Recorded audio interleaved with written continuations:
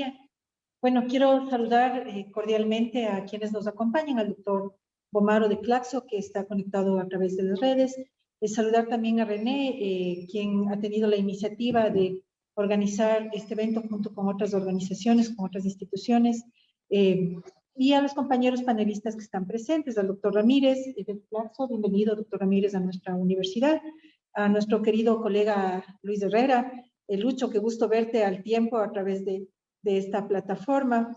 Paulina también, bienvenida a este evento. Muchas gracias por participar con nosotros. Y bueno, darles la bienvenida también a los y las estudiantes que se encuentran con nosotros. Entiendo que son los chicos de la carrera de Psicología de nuestra universidad. Bienvenidos a estas jornadas de reflexión, que siempre son importantes e interesantes también para los procesos formativos. Ricardo, muchas gracias también por la mediación.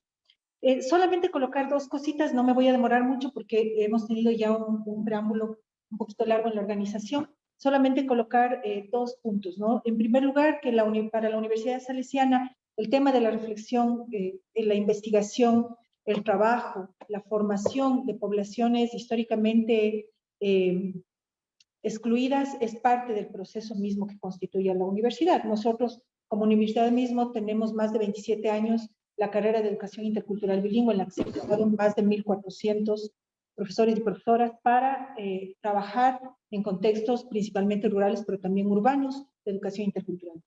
Eso dice, pues, de nuestra institución una larga trayectoria de trabajo con el sector indígena. También comentarles que dentro del mismo espacio formativo de profesionales están las otras carreras, está antropología, está también la carrera de gestión local para el desarrollo, que también han focalizado mucho de su trabajo con sectores rurales y con población indígena.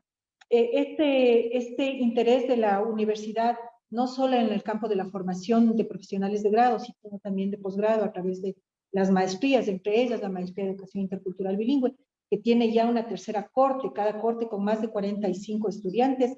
Es bien importante colocar para que miremos un poco que el trabajo de la universidad abarca muchos campos, ¿no? La investigación, la formación e incluso la acogida humanitaria en el contexto que hemos vivido en el mes de junio. Un poco conversando con René sobre la organización de este evento, lo que mirábamos era la posibilidad de reflexionar todos estos hechos, ¿no? En los procesos sociopolíticos que ha vivido nuestro país en estos momentos y también la perspectiva hacia adelante, como universidad y también como sociedad. Así es que bienvenidos a este ciclo de conferencias y pues estamos seguros que no será el único, seguiremos reflexionando sobre esta temática y colocando también sobre la mesa del debate el tema de la población indígena y las necesidades también sociales, económicas que tienen la población de nuestro país. Muchas gracias. Muchas gracias, maestro. Que muchas gracias, Sofía, por esta presentación, que es un gusto estar aquí desde el Consejo Latinoamericano de Ciencias Sociales, desde Claxo, justamente auspiciando este debate. Les decía que en lo personal, como director de investigación del Consejo Latinoamericano de Ciencias Sociales de Claxo, pero también trayendo el saludo de la directora ejecutiva de Claxo, Karina Batiani.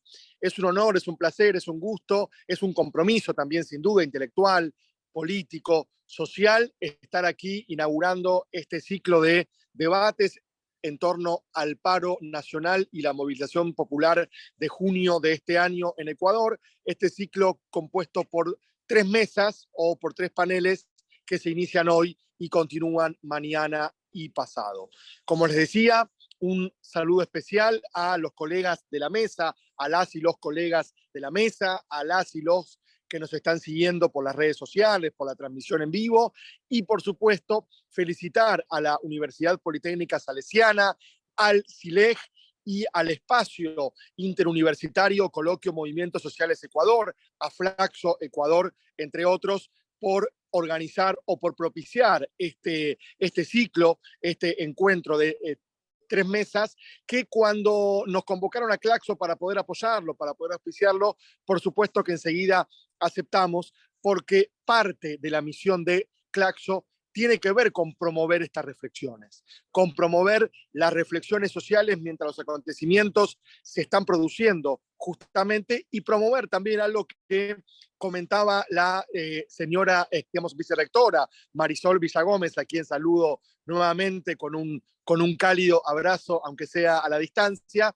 que tiene que ver con esta articulación academia, movimientos sociales, ¿no? Esto que las universidades fueron sede para cobijar, para proteger, para cuidar la movilización, nos parece un rol de parte, digamos, parte del rol o del lugar de compromiso orgánico, intelectual de las universidades con el movimiento social, en este caso ecuatoriano. Saludo también, por supuesto, a todas y todos los expositores de esta mesa, a Paulina, al querido Franklin, al querido Luis, al querido René Undalara, quien propició o quien fue un poco artífice de este encuentro, y por supuesto a Lucía Chávez, que lo está moderando y que ya hizo la presentación. Simplemente comentar algunas cuestiones muy breve, pero creo que es importante poder tener estos espacios de encuentro, de reflexión, de debate, para alimentar el ciclo de movilización, no para distanciarnos de él o para decir frenemos para reflexionar, sino este ejercicio de reflexión sobre la práctica, este ejercicio de reflexión activista, de reflexión y acción, de praxis, diríamos, sin ojalá quedar como medio anacrónicos, digamos, reflotando algunas nociones de la segunda mitad del siglo XIX o de la primera mitad del siglo XX, como tiene que ver con la praxis, con la noción de teoría y de práctica entrelazadas, entramadas, entretejidas, para justamente alimentar los ciclos de movilización y de transformación social. Creo, desde Claxo también, desde lo personal, pero desde digamos, Claxo, en América Latina estamos viviendo un momento complejo, pero también esperanzador. Tenemos ahí cerquita de Ecuador el proceso colombiano que se está iniciando con un nuevo gobierno que asume dentro de menos de 15 días, dentro de unos 10 días, con Gustavo Petro, con Francia Márquez Mina, que justamente muestran cómo el neoliberalismo, digamos, evidencia signos de agotamiento fuerte. Lo ha evidenciado en Chile hace pocos meses, y Chile vive un proceso político de movilización y una asamblea constituyente que ojalá pueda sancionar una nueva constitución, una nueva ley general que reemplace la Carta Magna o la ley fundamental pinochetista de la dictadura que todavía impera en Chile. Por lo tanto, Chile hace algunos meses y ya desde hace varios años, Colombia ahora, hace algunos años también México, nos muestran justamente, bueno, lo que sucedió en Honduras para también tomar la experiencia centroamericana con Xiomara Castro. Creo que nos muestra que el neoliberalismo, que parecía que había vuelto en muchas elaboraciones de fin del ciclo progresista de los 2000, que también Ecuador, por supuesto, integró, nos muestra que este supuesto regreso del neoliberalismo, que yo sé que Ecuador lo sufre, lo vive y lo experimenta minuto a minuto, día a día, semana a semana, pero es un supuesto regreso con muchas limitaciones.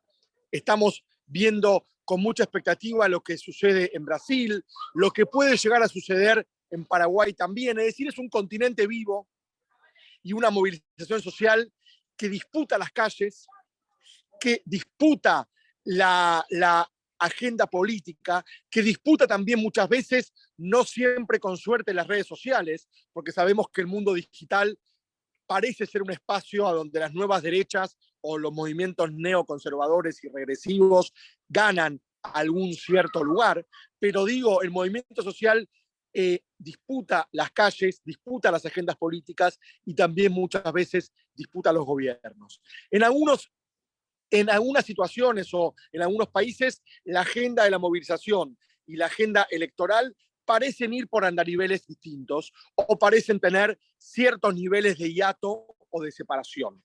Pero creo que estas agendas plurales, estas agendas diversas, estos protagonismos también diversos de pueblos indígenas, en Colombia fuertemente de las negritudes y las afrodescendencias, las juventudes en Ecuador, en Colombia, en Chile, los movimientos de mujeres,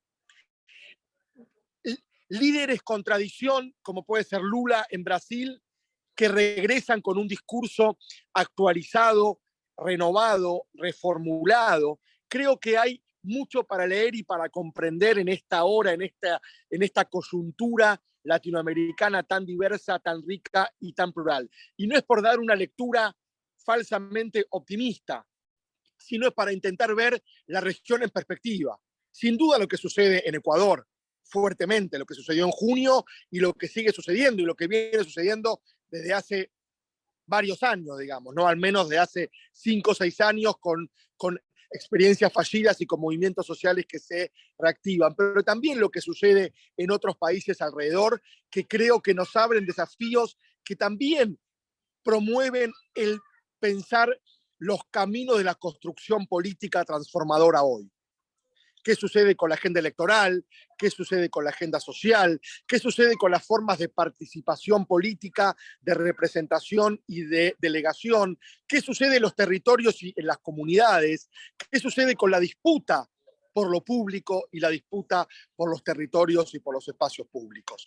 Entonces, no quiero ser demasiado largo, pero quería reafirmar, renovar el compromiso de Claxo, así como lo hemos tenido hace algunos años. El año pasado participamos de un ciclo con actores similares. Recuerdo compartir una mesa inclusive con el querido Franklin Ramírez, con René Hunda. También hemos intercambiado muchas veces con Luis Herrera, y perdón que nombre a puros varones, pero son los que recuerdo en algunas mesas que hemos estado hace algunos meses justamente discutiendo la coyuntura ecuatoriana y la coyuntura latinoamericana. Entonces, para cerrar, decía, ratifico el compromiso de Claxo con estos espacios para difundirlos, para potenciarlos y para seguir alimentándolos desde lo intelectual, desde lo académico, pero también fuertemente desde lo social, desde lo cultural y lo político. En las universidades, en las calles, en los territorios y en las comunidades.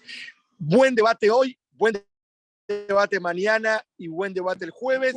Felicitaciones y muchísimas gracias. Bueno, muchísimas gracias, Pablo, por tus palabras. Justamente para el panel que nos convoca hoy se ha denominado de la desdemocratización neoliberal al neoliberalismo antidemocrático, autoritarismo gubernativo y democracia totalitaria.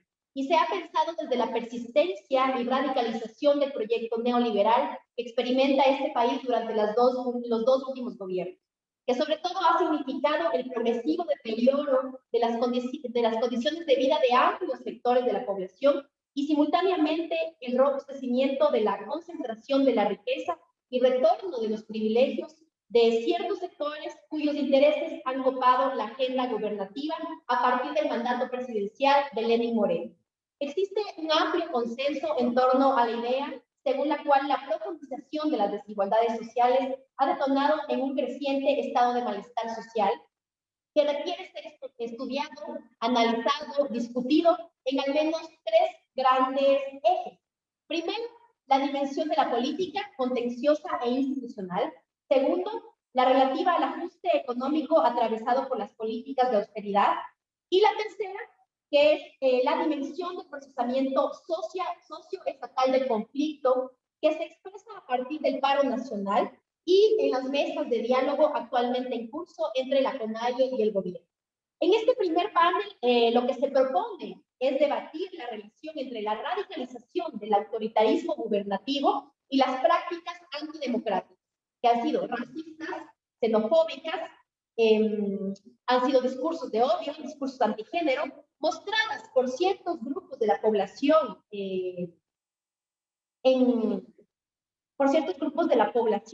en el marco de una agenda neoliberal actual. Para discutir en este panel, contamos con la presencia de Paulina, de Franklin, de Luis Herrera, de René Luna, y el tiempo que tienen de exposición cada uno será alrededor de 15 minutos.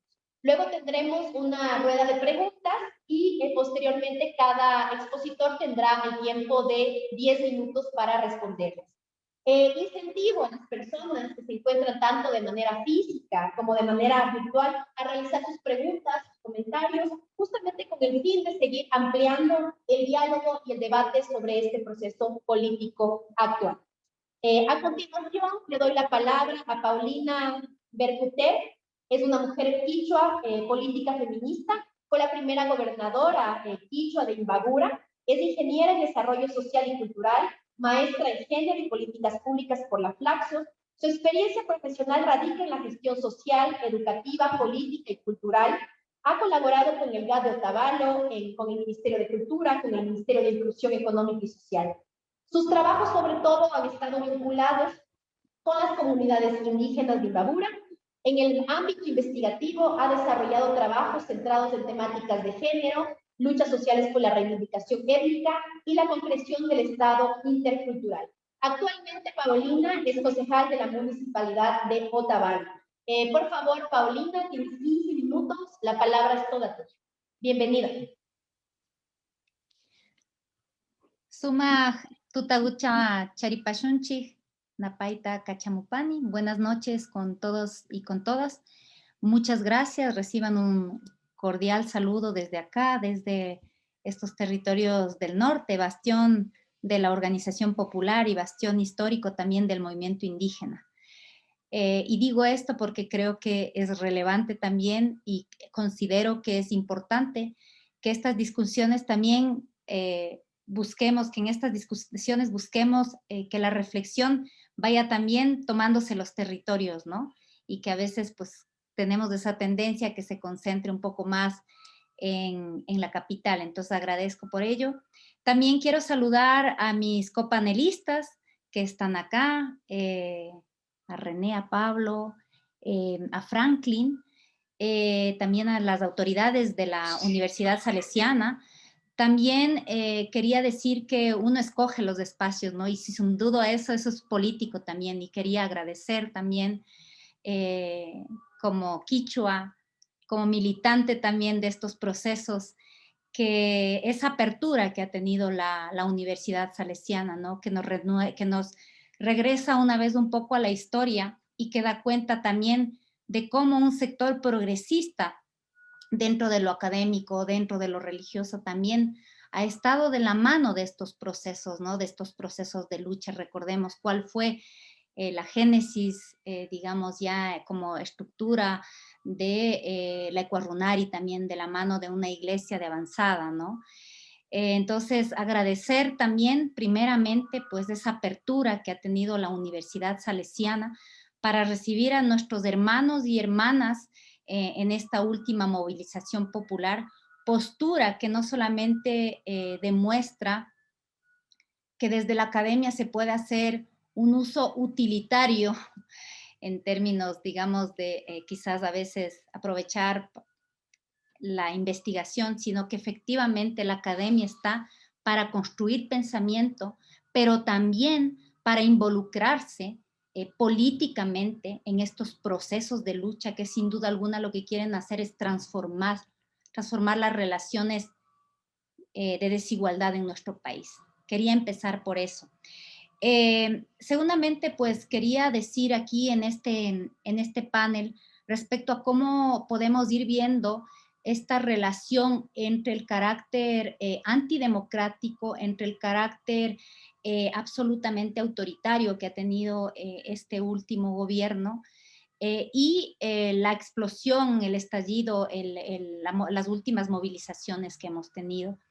Creo que se ha venido preparando un escenario desde que Lenín Moreno pues asume la conducción del Ecuador, donde vemos que ahí existe ya una agenda totalmente destinada a ir debilitando en lo público, ir desmantelando también a este Estado.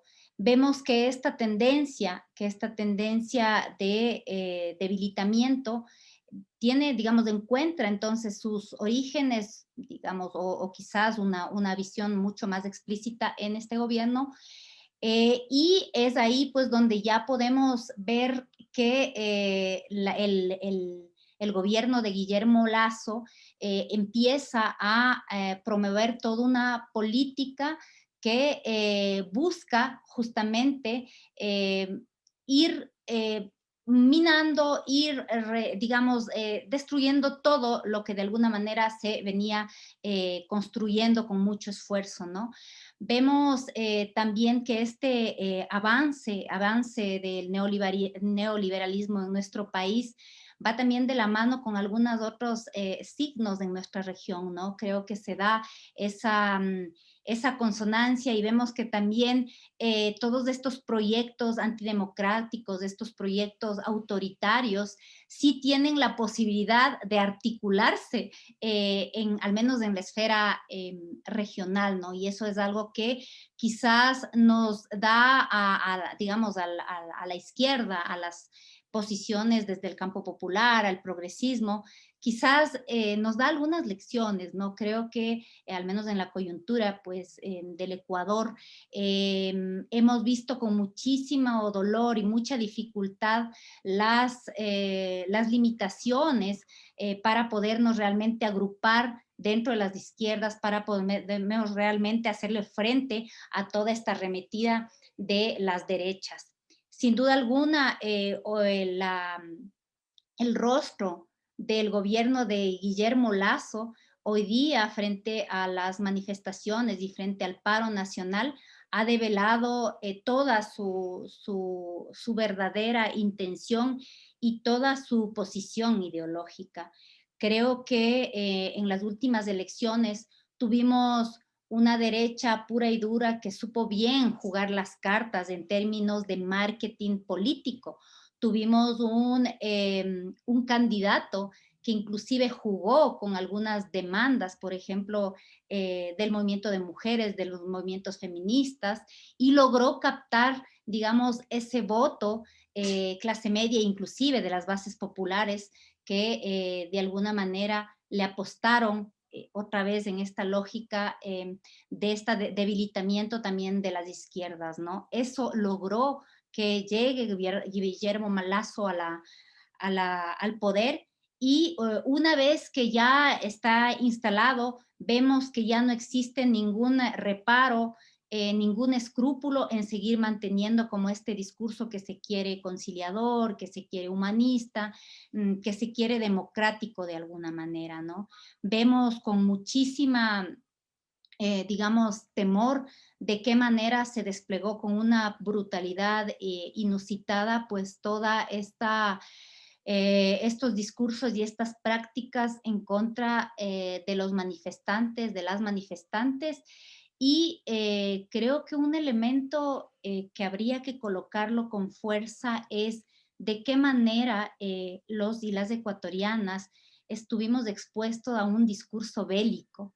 Es decir, que inclusive al final se habló de un acta de paz. Es decir, que lo que se posicionó en este gobierno y en su discurso es que estábamos en una guerra interna, en una guerra donde se utilizó absolutamente todos los canales de los medios mercenarios alineados al gobierno nacional también y de ciertas plataformas y de los grupos de élite que están sosteniendo al gobierno actual, para que en esa guerra pues se posicione una vez más los buenos y los malos, donde obviamente el movimiento indígena o los y las indígenas fuimos a través de toda un discurso racista colocados en el ámbito de los vándalos, de los terroristas, de los resentidos sociales, ¿no? Entonces, creo que hubo muchísima habilidad para posicionar eso. Hemos sentido que eso no solamente se dio en la capital del Ecuador, eso lo vivimos en los cantones y las provincias del Ecuador, y creo que eso inclusive ahora modificó algunas relaciones y algunas percepciones que se dan ahora en lo local. Estamos en una coyuntura en el Ecuador. Hoy día se están discutiendo las elecciones seccionales que se van a dar en el próximo año, en febrero del próximo año. Y justamente lo que pasó en el paro nacional, lo que hizo es polarizar a muchas provincias con alta población indígena. Es el caso de mi provincia, es el caso de nuestro cantón, que se llama discursivamente intercultural. Se ha generado una fractura, otra vez, no sé si se ha generado, no creo que sea, digamos, la palabra estricta, sino más bien que se ha vuelto a develar esas grandes pendientes que tenemos en la sociedad ecuatoriana, que es hablar del racismo, del endorracismo y de todos esos prejuicios que siguen permeando y que siguen condicionando absolutamente todas las relaciones sociales y obviamente dentro de lo político. Eso se está dando aquí, se lo dio en la capital, otra vez se dio a nivel nacional, pero está condicionando también las relaciones y las configuraciones políticas a nivel de lo local para justamente las próximas disputas. Creo también que en este juego, digamos, en esta, digamos, como la derecha lo habló, en esta guerra, no sé si hablamos de quién perdió o de quién ganó, pero en todo caso creo que es importante colocar que en el campo de lo popular sí siento que ha habido un fortalecimiento, porque por un momento el poder regresó, yo creo, a las bases populares, el poder regresó al campo de las organizaciones. Tuvimos a nivel nacional por un lado, este discurso belicista, este autoritarismo antidemocrático, pero por otro lado también una torpeza para poder procesar el conflicto político, ¿no? Entonces, ¿qué es lo que pasa en esa ausencia? Es que todos los otros espacios políticos, a través de los medios comunitarios, a través de también las redes sociales, a través de las distintas, digamos, estructuras de organización del movimiento indígena, fueron copados por las voces de los líderes y lideresas indígenas o del campo popular o, digamos, de sus aliados y aliadas. Entonces, creo que de alguna manera eso significa que, digamos, hablando en términos democráticos, de alguna manera debilita el incipiente Estado nacional que tenemos, la institucionalidad que tenemos, pero creo que sí fortalece el campo de lo popular y la organización popular. Tuvimos casos en lo local, y este es el caso también de nuestra provincia, cómo se desconoció totalmente al gobierno nacional, es decir, que los liderazgos del movimiento indígena, por ejemplo, acá, salieron y asumieron las funciones de control del Ejecutivo. Es decir, si no tenemos la presencia del presidente, el presidente está totalmente ausente de los debates nacionales y está totalmente ausente de la política. Entonces, si tenemos a un presidente de la CONAIE que asumió la conducción casi del conflicto político, eso se replicó en lo nacional cuando vimos que las estructuras locales y provinciales salieron a decir de que se desconocía, por ejemplo, las gobernaciones, que ustedes saben que acá en el Ecuador son la representación del Poder Ejecutivo, las jefaturas políticas, que son la representación del Ejecutivo en lo local, y las tenencias y las comisarías nacionales, que son las encargadas justamente de procesar todos los conflictos, por ejemplo, respecto a salvoconductos, a la escalada impresionante que tuvimos de los precios en los momentos de la movilización. Entonces, creo que eso da cuenta de la debilidad de la institucional pública, de la debilidad del gobierno también, y eso le deja en un espacio, creo que de mucha vulnerabilidad política, sin hacer el análisis de lo que pasa y de cómo se está configurando en este momento los poderes en la Asamblea Nacional, pero sí creo que mueve otra vez en el campo de lo popular este regreso un poco de las fuerzas y del poder político, ¿no? Creo que yo iría colocando esos pequeños elementos para que podamos seguir discutiendo ahora en este debate. Gracias.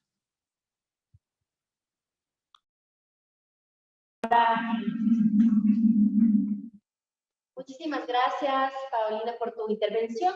Ahora le doy la palabra a Franklin Ramírez, quien es sociólogo y profesor investigador del Departamento de Estudios Políticos de la Facultad Latinoamericana de Ciencias Sociales, Flaxo, Ecuador. Ha sido profesor visitante en diversas universidades latinoamericanas y europeas.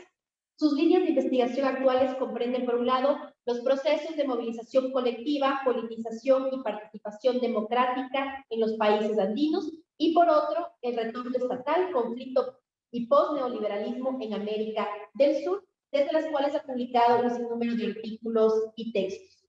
Te escuchamos, Franklin, tienes 15 minutos. Buenas tardes con todas, todos, todes. Primero quería agradecer a René, a Ricardo, a la Universidad Salesiana por esta invitación.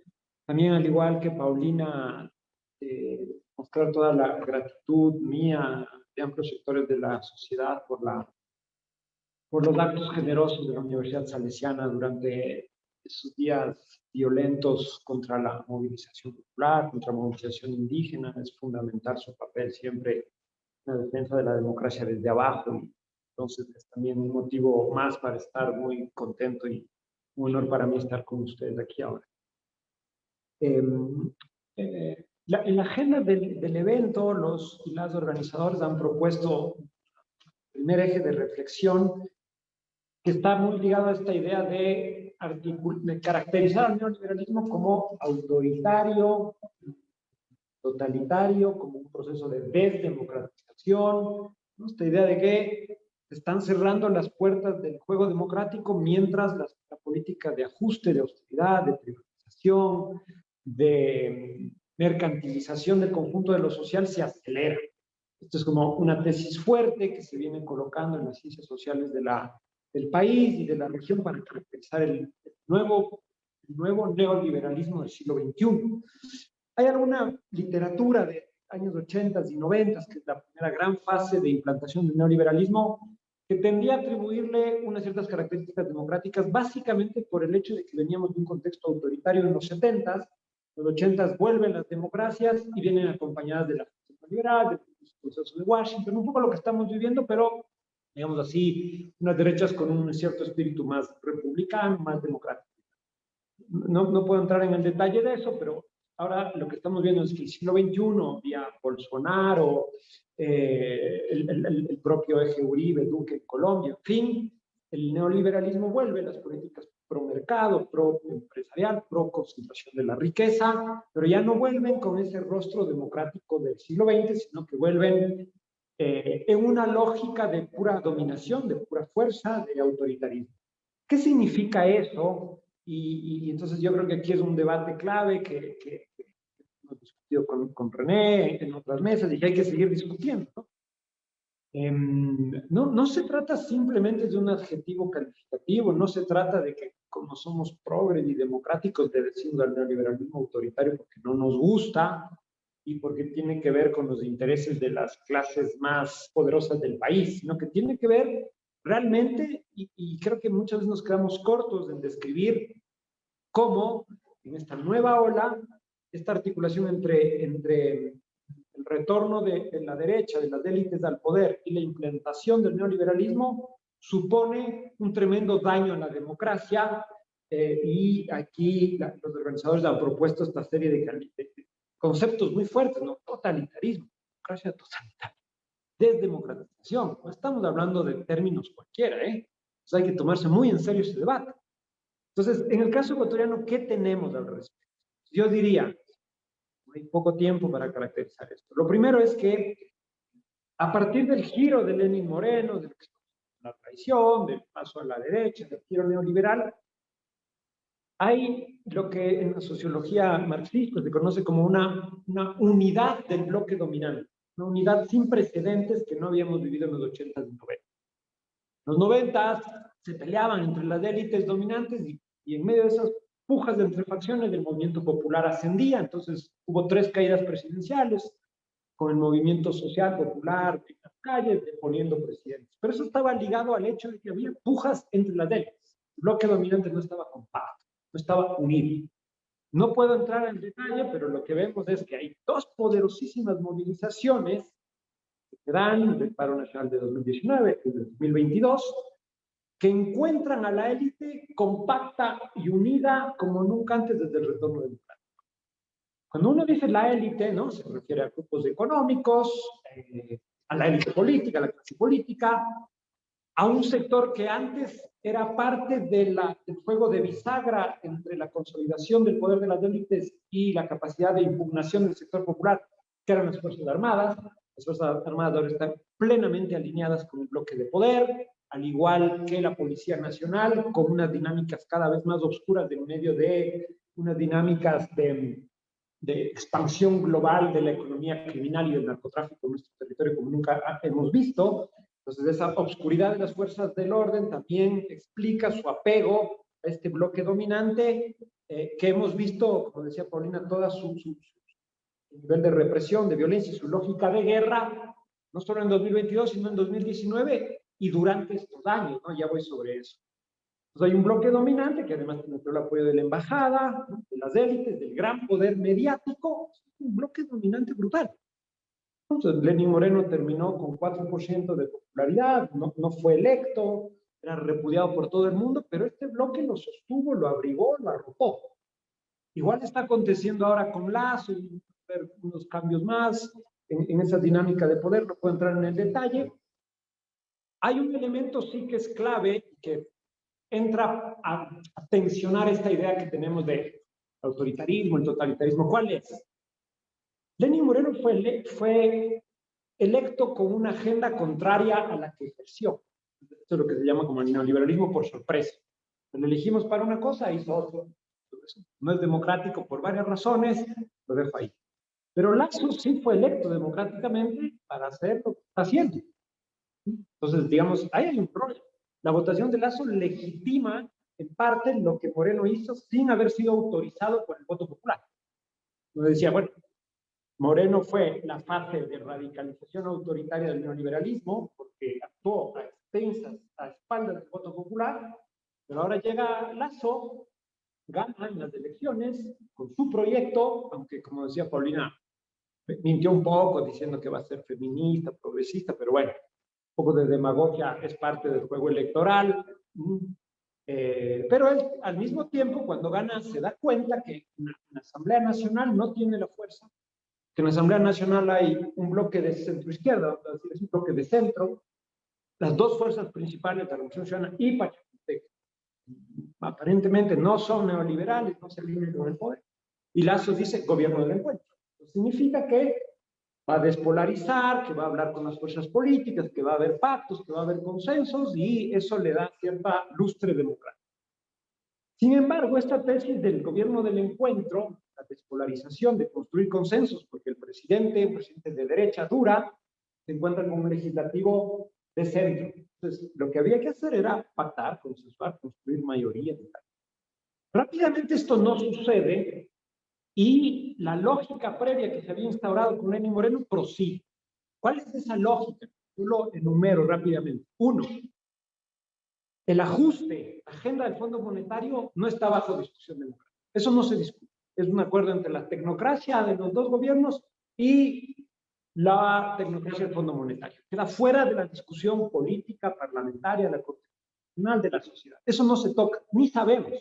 Llega el Fondo Monetario, hace las evaluaciones, dice, en este indicador se avanzó, en este no, los ciudadanos no nos enteramos, los partidos tampoco, nadie interviene. Un ajuste fuera del proceso democrático, un ajuste sin control popular. Esto es autoritarismo, sin duda, es un juego restrictivo de la democracia. Factor número uno. Factor número dos, sí, rápidamente. A partir de Lenín Moreno se instaura lo que la literatura empieza a denominar y a caracterizar como política del odio, y ahí ustedes, estudiantes que aquí están, que están en la psicología, se están haciendo trabajos muy importantes en la articulación de la psicología y la sociología para dar cuenta de esa política del odio, que en un momento tuvo el sello del anticorreísmo. El anticorreísmo es del enemigo a exterminar, corruptos, populistas, comunistas, cholos, lo que ustedes quieren, ¿no? Entonces vamos a exterminar así, se crea un discurso poderosísimo que va articulado además a las instituciones de justicia, lo que se conoce como el lawfare, persecución política, judicial. Esto no significa decir que en el gobierno de Correa no haya habido corrupción, sino que se construye la relación con el adversario político. El adversario, el otro, no es reconocido como tal, sino como un agente que debe ser eliminado, exterminado.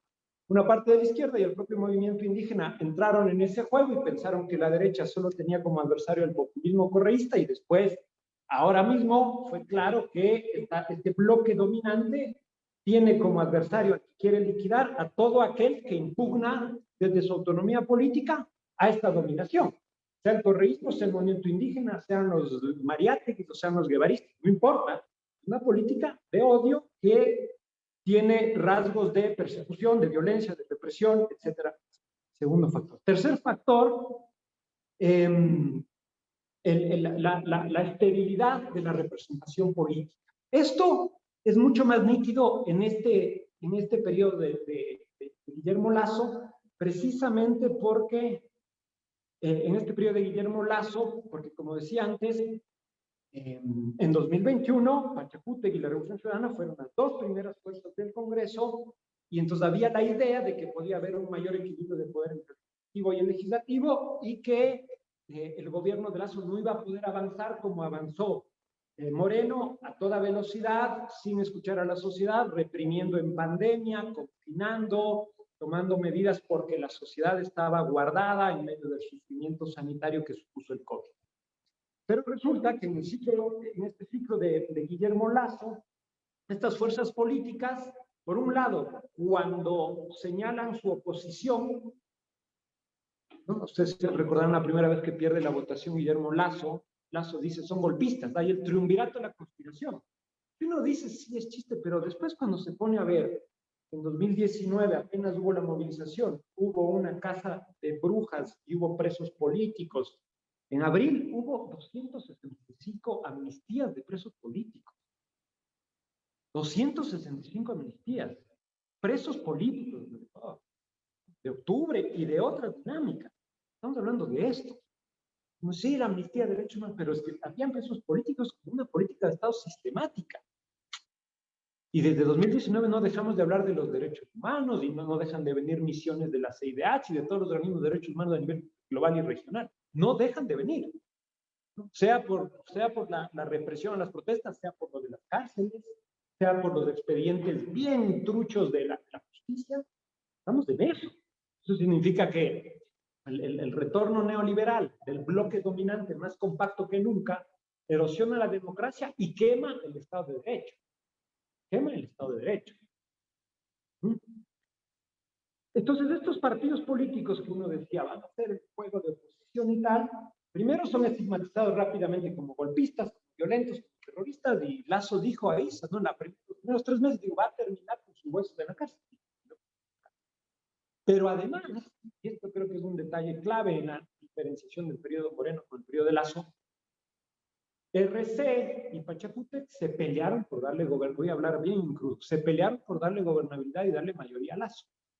Resulta que el partido del movimiento indígena, Pachacutic, con Yori, pactó con Lasso, le dio gobernabilidad, le dio mayoría, le salvó de muchas votaciones, y en una votación clave con la reforma tributaria, la Revolución Ciudadana hizo lo mismo. Por unos pactos ahí que no sabemos bien, que unos y otros han negado, pero que tenemos derecho a sospechar de que algo pasó. Entonces, fíjense bien, ¿no? Si en el momento de Moreno, el pacto con el fondo y el avance de la agenda de los despidos a la burocracia, de la pandemia, bla, bla, bla, se hicieron sin acuerdos políticos, sin pasar por la Asamblea ni la Corte y sin pasar por el diálogo con la sociedad, en el periodo de Moreno de Lasso se prosigue con esta lógica, pero al mismo tiempo los partidos que supuestamente representaban los intereses de amplios sectores entran en ese juego. Entonces, voy a ponerlo así muy simple para ir cerrando.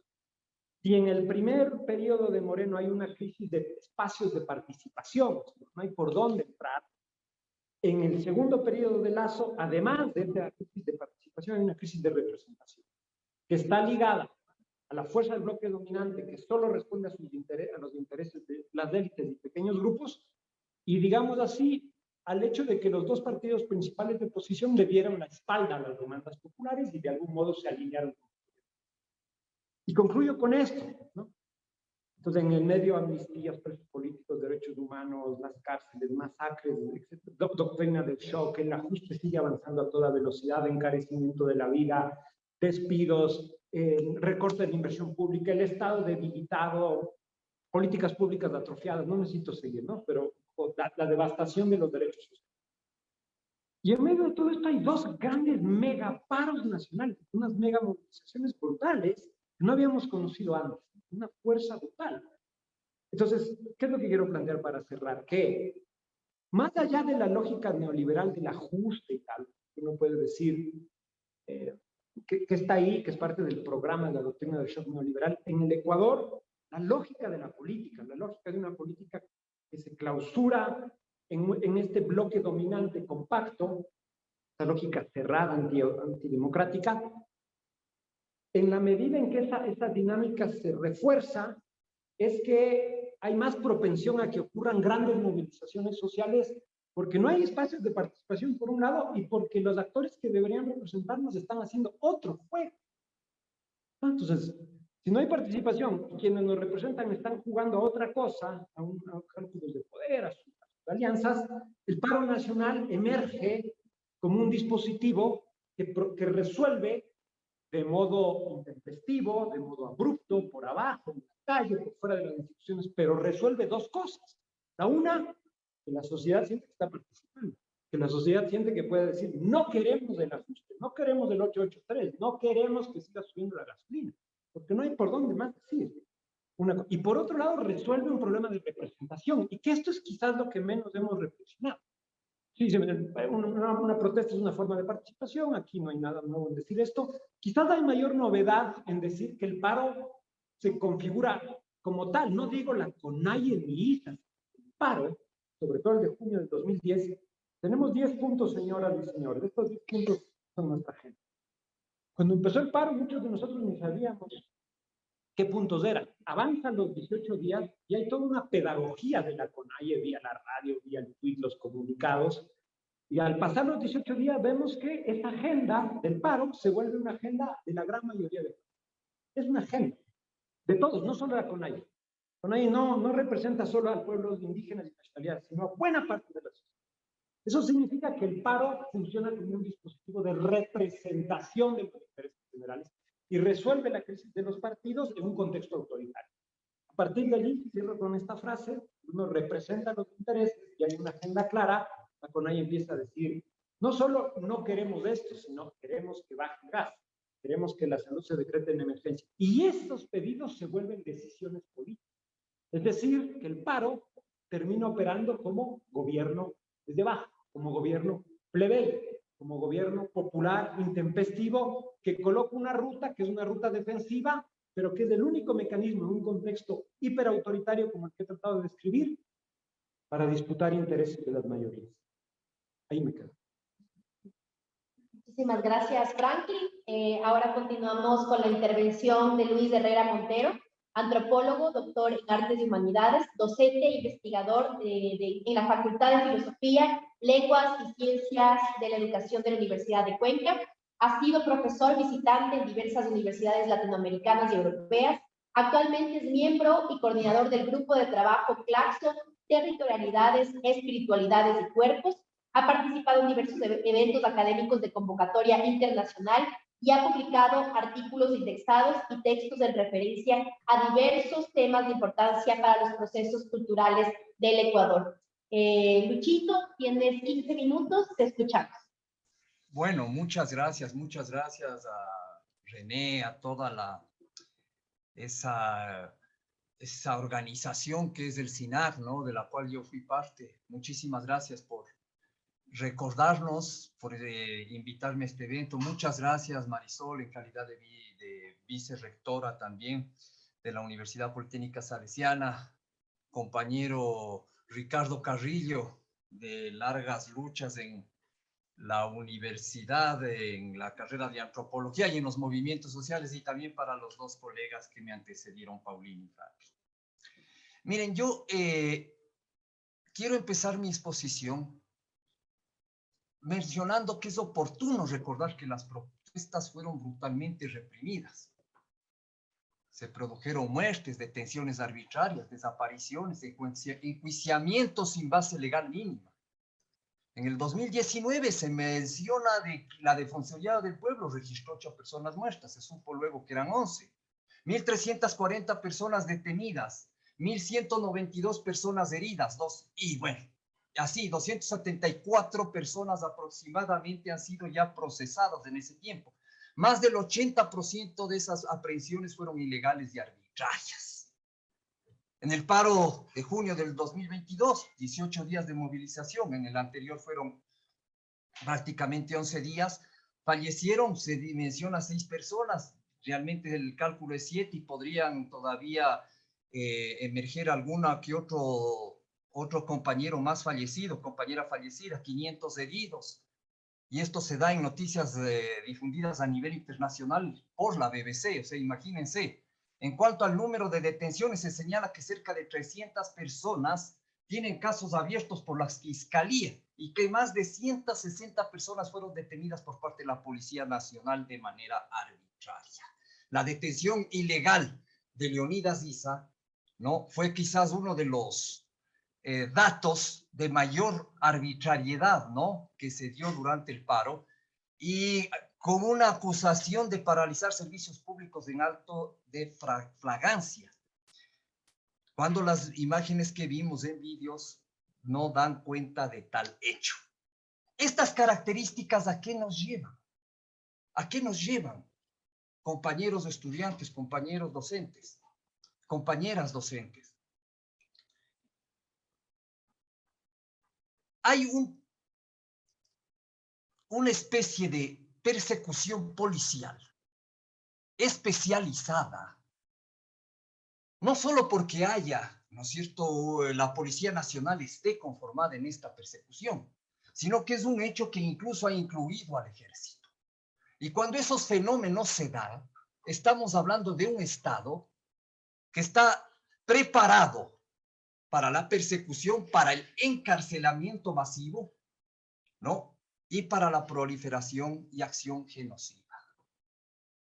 El acto que se dio en la Casa de la Cultura, o el hecho de haberse tomado también la Casa de la Cultura para establecer, instaurar un cuartel policial, es un acto de las dimensiones que estoy mencionando. No es solo la existencia de la policía, sino el hecho de persecutorio de la policía, para un masivo encarcelamiento, como he dicho, y para actos de vocación genocida.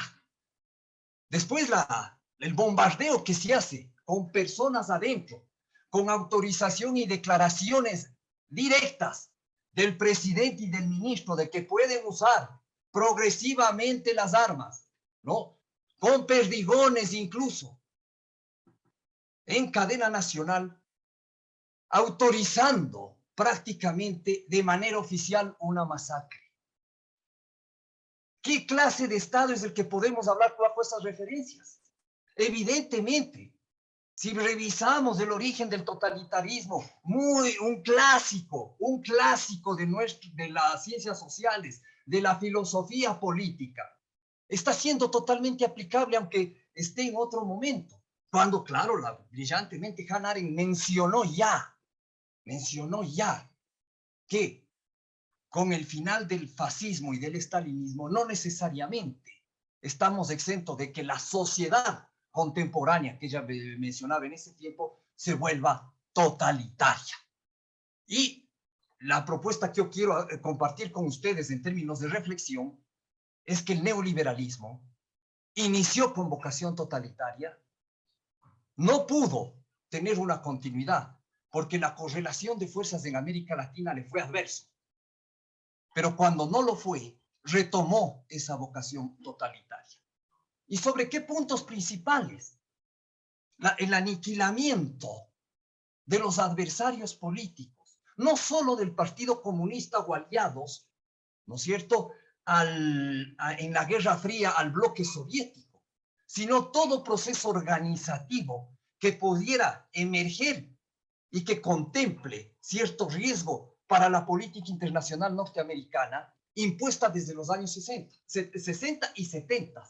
No es gratuito que el régimen de Pinochet inicie siendo el primer régimen, ¿sí?, de carácter neoliberal.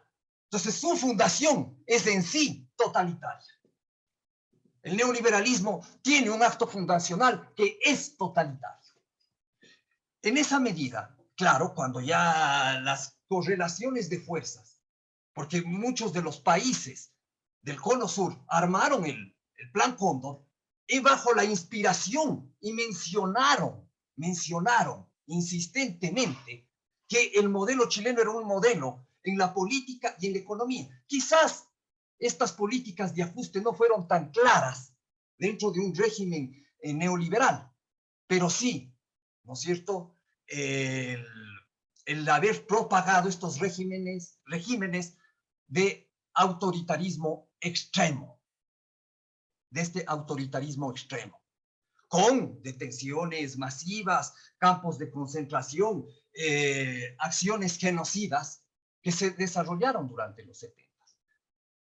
Pero vino una situación complicada, la revolución nicaragüense, y cambió el hecho de que las dictaduras que eran promovidas por la política internacional norteamericana eran insuficientes y había que venir a un proceso de democracia, entre comillas, hasta que llega la caída del muro de Berlín y todo el bloque soviético, y emerge nuevamente posturas desde ya la política internacional, principalmente con inspiración republicana, para cambiar el eje del totalitarismo ya no hacia personas opuestas desde el socialismo, el comunismo, sino vinculadas principalmente al Islam.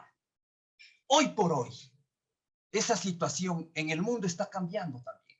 Hoy vuelve a ser un contexto de guerra internacional, el que vuelve a dar cuenta de manifestaciones totalitarias a nivel global. Entonces, ¿qué quiero decir con el totalitarismo? El totalitarismo es un proceso, ¿sí?, que se instaura en contextos de guerra con intenciones globalizadoras. La Primera Guerra Mundial, la Segunda Guerra Mundial, son intenciones globalizadoras. Y en la actualidad, la guerra entre Ucrania y Rusia son también intentos globalizadores. Por lo tanto, el totalitarismo está obedeciendo a contextos de disputa capitalista principalmente. Claro, Arendt y muchos otros dieron cuenta también de ese espíritu en el sovietismo estalinista, sí, de acuerdo. En mi opinión, yo me alineo más con las biografías que han catalogado que Stalin fue más fascista, por tanto, una especie de capitalismo de Estado extremo, con debilidades, con todo lo que ustedes puedan ver en el proceso, más que con un proceso de índole socialista. Hubo un cambio, hay un giro fuerte al respecto. Y claro, dentro de esta perspectiva, en América Latina nunca dejó de ser un problema los procesos orgánicos de movilización, de movimientos sociales, de partidos y organizaciones de izquierda que podían llegar a ser contrahegemónicos ante una serie de demandas insatisfechas por parte de la población que exigen al Estado y que, claro, promueve simbologías de otro orden. Vale rescatar dos cosas también del totalitarismo. Los hechos raciales, porque el totalitarismo tiene dos momentos. Uno, cuando es movimiento totalitario, y dos, cuando es institución estatal totalitaria. Son dos momentos que debemos tener muy en claro. Claro, los primeros análisis se hacen en Italia, no fue propiamente Hanare. Pero en estas perspectivas tenemos que entender que el refuerzo que adecuadamente mencionaba, la alianza, ¿no?, de la clase dominante en el Ecuador, en estos dos últimos momentos de gran irrupción de la movilización popular, lideradas por el movimiento indígena, surgen manifestaciones también sociales de esa alianza, que no solo fue desde la clase política, sino de una serie de sectores que, al igual que en las manifestaciones fascistas, ¿sí?, se inspiran en propuestas de altos niveles de racismo, que incluso llegaron a mencionar aquí en Cuenca que ojalá llegue alguien que les fumigue a los indígenas porque ya hay que trabajar. Contenidos como esos en las propuestas. Pero claro, el totalitarismo no se queda en solo quién es el adversario político, sino que clasifica una serie de seres humanos inservibles en el tiempo ese, judíos, gitanos, personas con discapacidad. Hoy, toda la población carcelaria es un conglomerado de inservibles, Por lo tanto, se ha traducido, ¿no es cierto?, el sistema carcelario en un sistema, ¿sí?, de campo de concentración, con niveles altísimos de hacinamiento, con niveles altísimos de violencia, no generadas necesariamente por la policía, pero sí por sus alianzas narcoparamilitares. Porque el totalitarismo hoy, si bien en los 70 tuvo como epicentro Chile, en los 2000 tiene como epicentro Colombia y la política uribista. Y no es gratuito que el giro neoliberal que da Moreno y que da Lasso tiene estrictamente vinculación con la política internacional norteamericana de combate supuesto al narcotráfico. Vaya, que ese es un dato que tenemos que tener presente.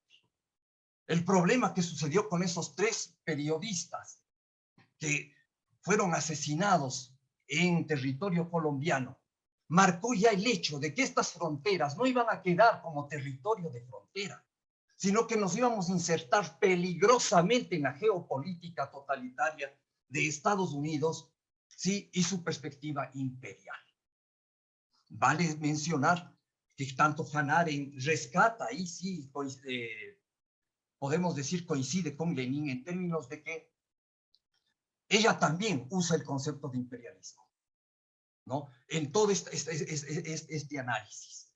Entonces, a partir de eso, nosotros sí tenemos que entender, ¿no?, que de la política internacional con la que nosotros nos estamos vinculando, a partir de lo que fue el Plan Colombia, que no ha sido un plan contra el narcotráfico, porque hay narcotráficos que han pervivido, sino un plan que de una u otra forma pretende continuar con procesos de aniquilamiento a cualquier tipo de organización contrahegemónica, a la propuesta neoliberal y las propuestas de ajuste. ¿Qué quiero decir con esto? Todavía tengo tiempo, ¿no? Sofi. Ya, listo. Bien, entonces, ¿qué queremos decir con esta? Que el bloque continental, o sea, que el totalitarismo y el ejercicio de este tipo de represiones se volvió un rescate por parte de la política internacional norteamericana por 2 fenómenos claves. El reforzamiento de procesos organizativos de movimientos sociales y sectores de izquierda con serias posibilidades de no solo tener capacidad de gobierno local, sino también de acceder a instancias de gobierno nacional.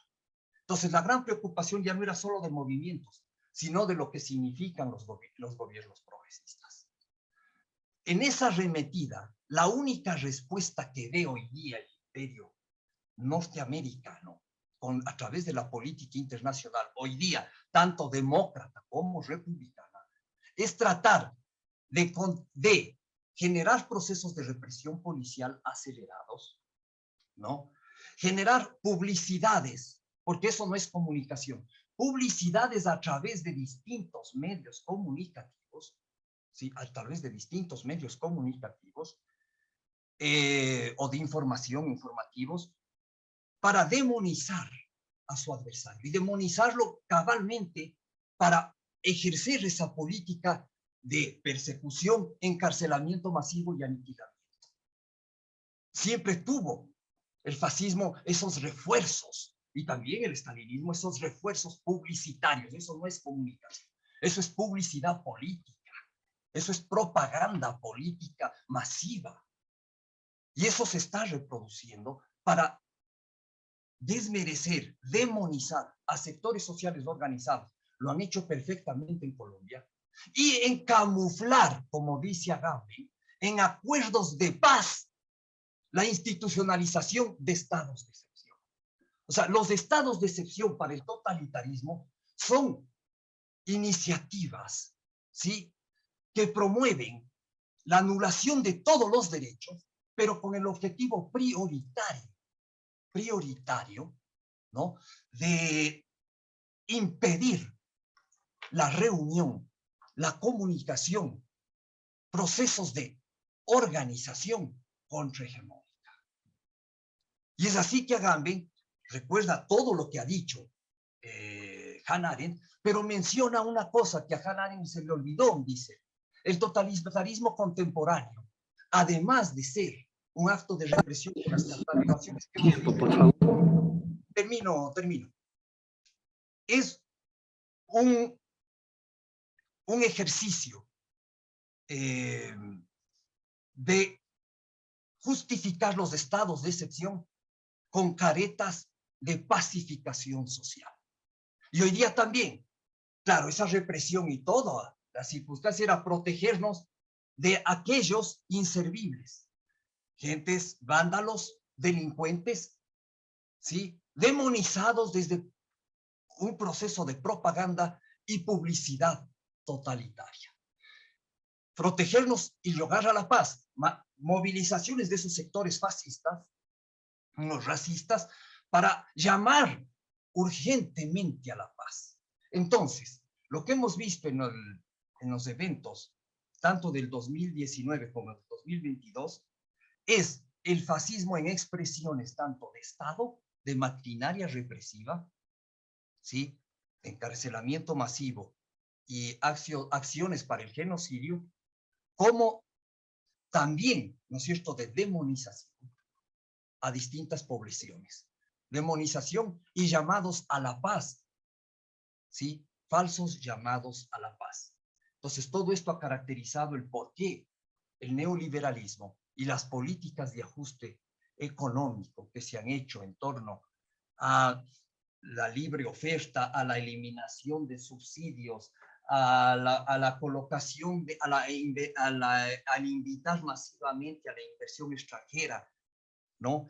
Al romper nuestra soberanía alimentaria, al romper también los procesos soberanos, no solo en términos alimentarios, sino de funcionamiento y funcionalidad hacia la política internacional norteamericana, han hecho que estemos inmiscuidos en un proceso totalitario, que por suerte es proceso que no logró consolidarse continentalmente, no logró consolidarse en los 70s y no ha logrado consolidarse hoy en el 2020.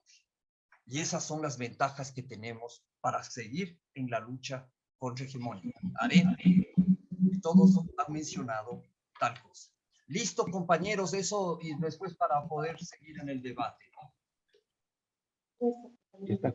Muchísimas gracias, Luchito. Bueno, antes de dar la palabra a nuestro último panelista, les motivo a las personas que nos siguen desde las redes virtuales, tanto a las personas que nos acompañan aquí, que vayan pensando sus preguntas o que coloquen sus preguntas en el chat para continuar con el debate.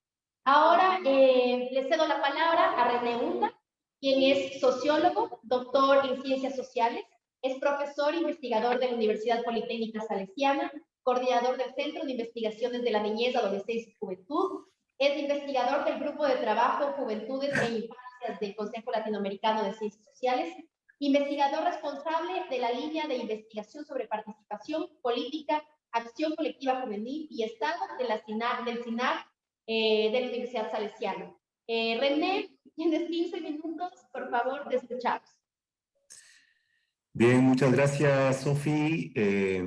Un enorme abrazo a las colegas que forman parte de la mesa, un especial agradecimiento a Paulina, sobre todo reconociendo que se ha hecho un espacio para poder ser parte de este conversatorio, conociendo además su agenda pública, ¿no?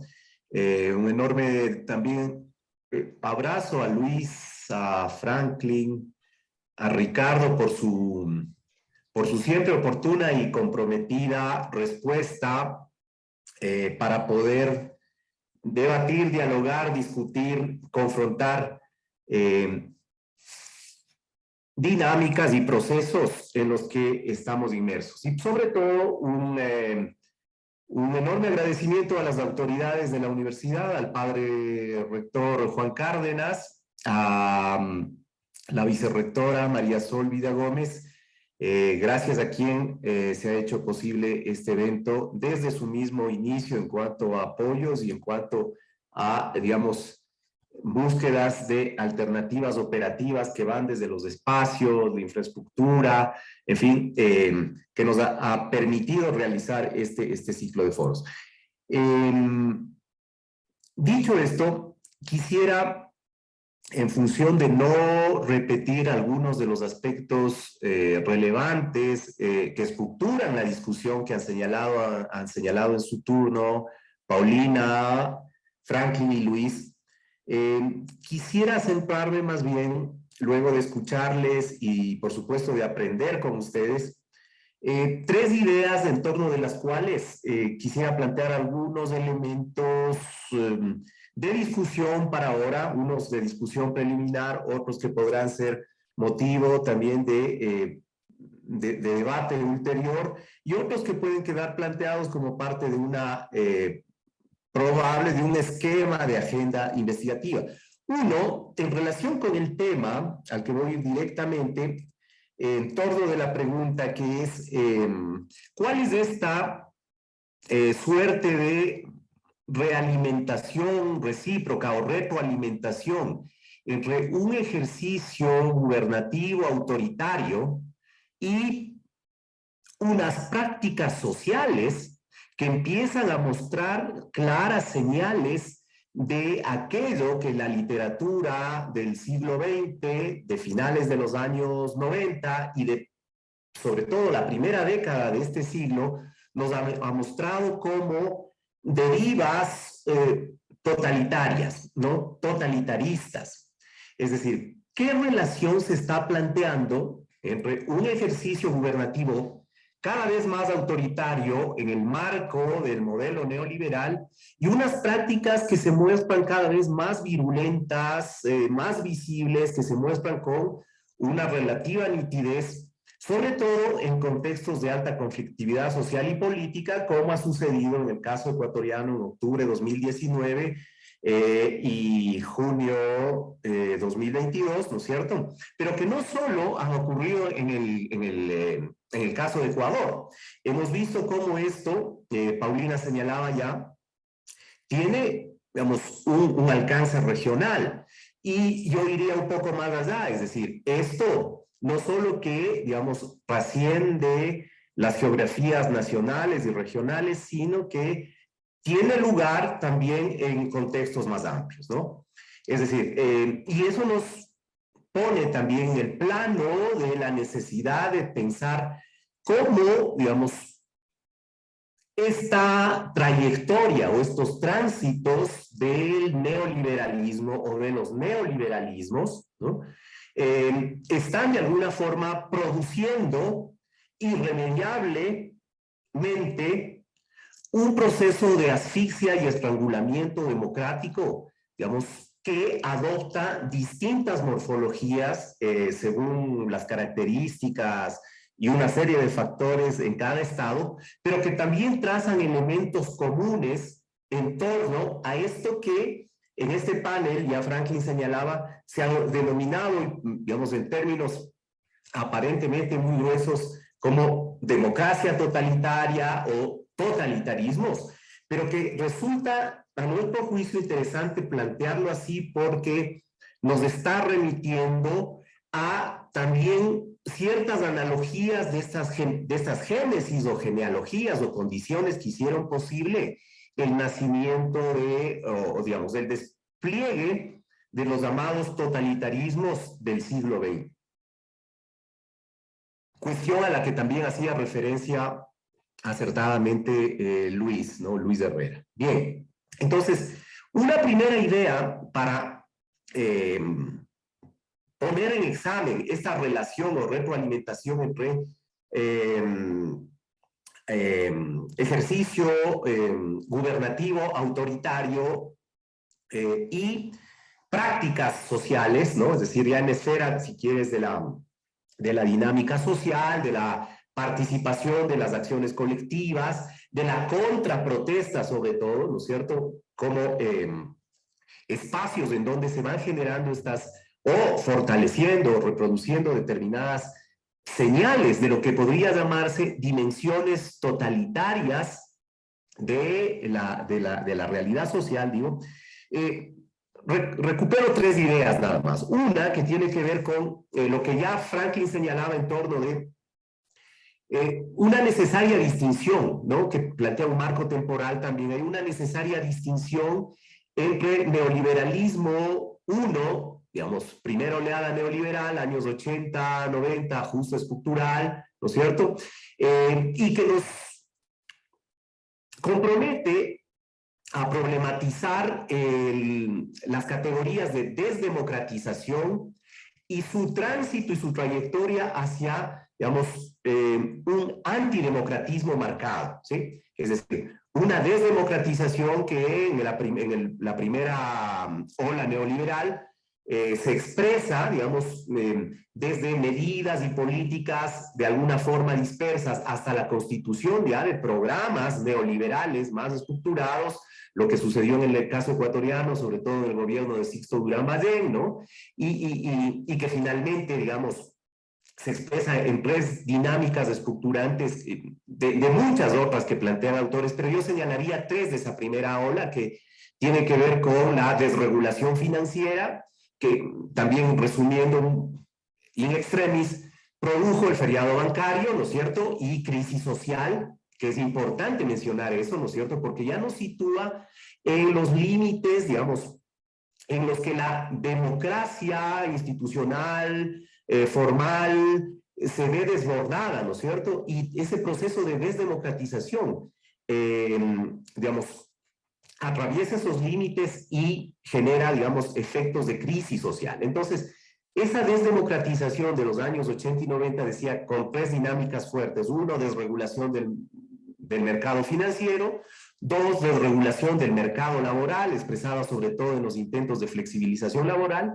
Y una tercera que podría, digamos, tiene muchas connotaciones, esto sobre todo en la ciencia política, que tiene que ver con una apropiación privada de lo público, una creciente apropiación privada de lo público expresada sobre todo en la dinámica de privatizaciones, ¿no? Es decir, todo eso combinado con procesos electorales, pero también en el caso ecuatoriano con un ciclo que inicia en 1997, 1996, 97 hasta el año 2005, 2006, que tiene que ver con una fuerte dinámica de movilización social, ¿no?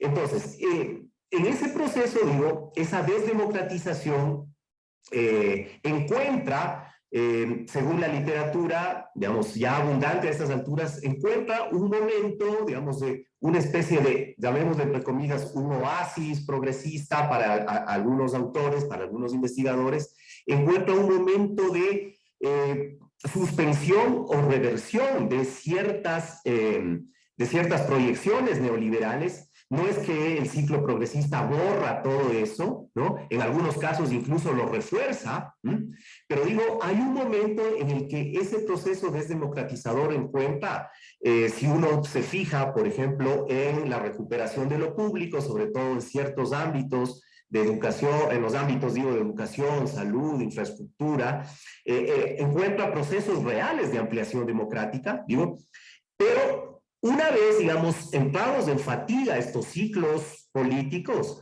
volvemos a un momento neoliberal, ¿no es cierto? Como sucedió con Macri 2015, como sucede con Duque en Colombia, como sucede con, digamos, la arremetida también neoliberal de Piñera en Chile, ¿no es cierto? O como sucede en el caso ecuatoriano con un neoliberalismo por sorpresa, como señalaba Franklin ya, con el gobierno de Moreno, con una radicalización del proyecto neoliberal durante el gobierno de Lasso, que, digamos, plantea no solo una continuidad con el gobierno de Moreno, sino que además, digamos, refuerza ese autoritarismo en cuestiones que vale la pena mencionarles. No voy a agotar eso por motivos de tiempo, pero refuerza sobre todo ese neoliberalismo autoritario, sobre todo es necesario de alguna forma adjetivar, ¿no? Es decir, con cargo a diálogo, ¿no? Es decir, un neoliberalismo autoritario fuertemente militarizado y policializado, ¿no? Que nos permite, digamos, de alguna forma abrir las puertas a esta discusión sobre el totalitarismo. Un segundo bloque de ideas tiene que ver con cómo en esta relación entre, no solo entre un ejercicio gubernativo autoritario cada vez más impregnado de autoritarismo y esas prácticas sociales que están configurando dimensiones totalitarias, ¿sí? Digo, no solo verle desde las dimensiones de la dinámica de la política institucional y su encuentro con la política contenciosa, con la política ciudadana o la política de las calles, sino verle también en cuanto a las tensiones internas entre los distintos bloques, ¿no? Entonces me refiero ahí a que, digamos, estos gérmenes actuales o contemporáneos, estos gérmenes del totalitarismo neoliberal, ¿no? Por un lado, refuerzan los mismos preceptos democráticos en términos formalistas. Es decir, en términos muy concretos, los discursos que encontramos en común en los gobiernos de Lasso, de Moreno, de Piñera, de Duque, de Macri, son que en nombre de la democracia, ¿no es cierto?, ellos están actuando como actúan. Es decir, ellos están, en definitiva, reforzando, justificando y defendiendo su ejercicio autoritario, ¿no? Y eso se expresa, digamos, en situaciones, en asuntos muy concretos, como, por ejemplo, el incremento en la inversión sobre el pertrecho militar y parapolicial, ¿no? Si uno mira el presupuesto en infraestructura y equipamiento, lo que ha sido asignado al Ministerio de Defensa, al Ministerio de Gobierno, en fin, a la SENAI, en fin, uno puede en definitiva también sustentar este tipo de autoritarismo cada vez más militarizado y policial. Entonces, digo, esta compactación, este sostenimiento de estos gobiernos autoritarios en democracias neoliberales, ¿no?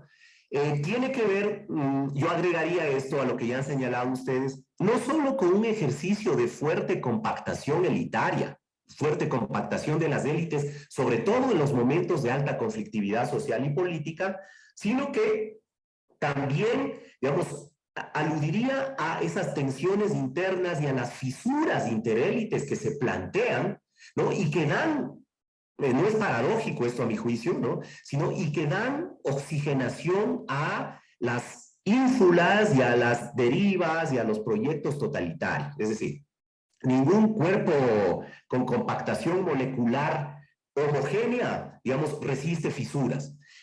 Los pactos de las élites, los pactos oligárquicos, justamente se dotan de este tipo de oxigenaciones, de fisuras, de tensiones, de fisuras momentáneas, ¿no es cierto?, que luego, en definitiva, entran a ser recompuestas, ¿no es cierto?, sobre todo frente a embates, digamos, o frente a movilizaciones populares, claramente.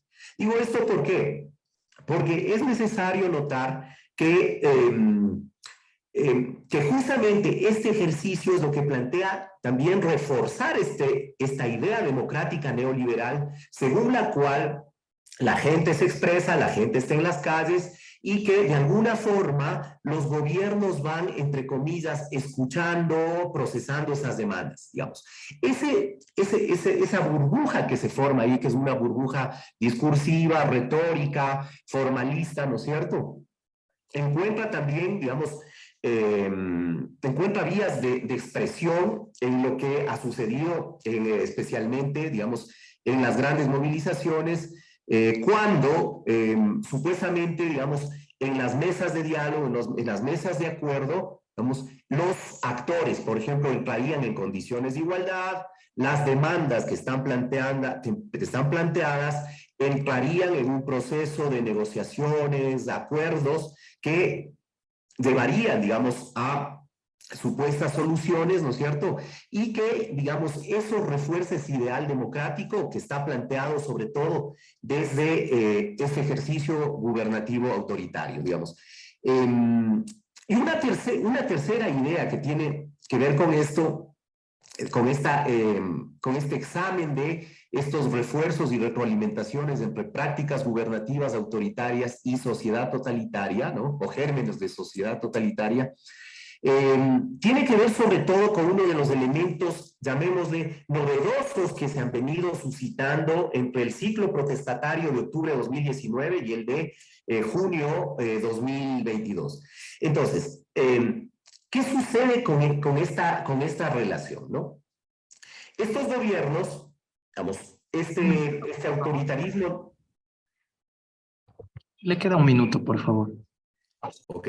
Ese autoritarismo neoliberal, digo, se está sosteniendo en términos de agenda gubernativa, sobre todo, digamos, en una cierta compactación momentánea de élites en situaciones de conflicto. Segundo, en un creciente respaldo de las fuerzas seguritarias del Estado, sobre todo, ¿sí?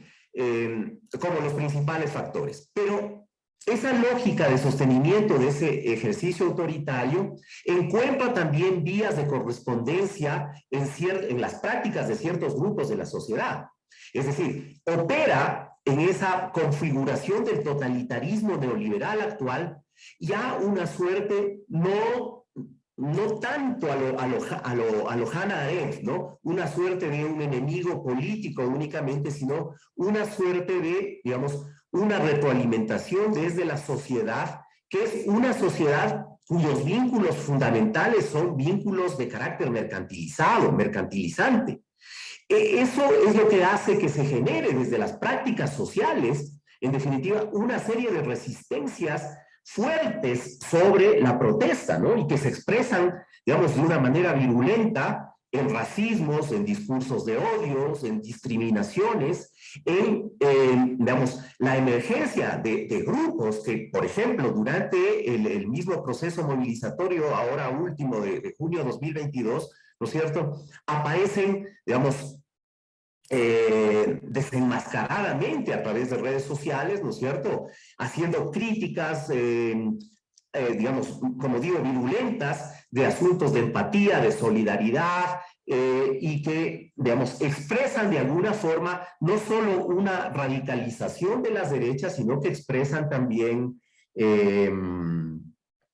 una emergencia especialmente generacional de ciertas prácticas totalitarias que, digamos, dejo esto si nos da tiempo para el debate, dejan expresa constancia de que, en definitiva, el totalitarismo como práctica de supresión, sobre todo de libertades, de lo que llamamos de lo que llamamos prácticas democráticas en un contexto cada vez más constreñido para ejercerlo.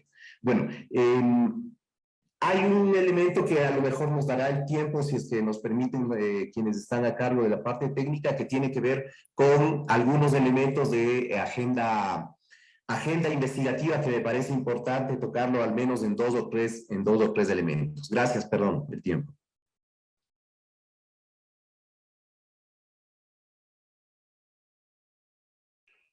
Muchísimas gracias, José, por tu intervención. Nos hemos extendido un poco de tiempo. Habíamos planeado que después cada ponente tendría entre 7 a 10 minutos, pero tenemos 10 minutos para terminar ya el encuentro. No sé si alguien que está aquí presente quisiera realizar una pregunta. ¿No? Por favor.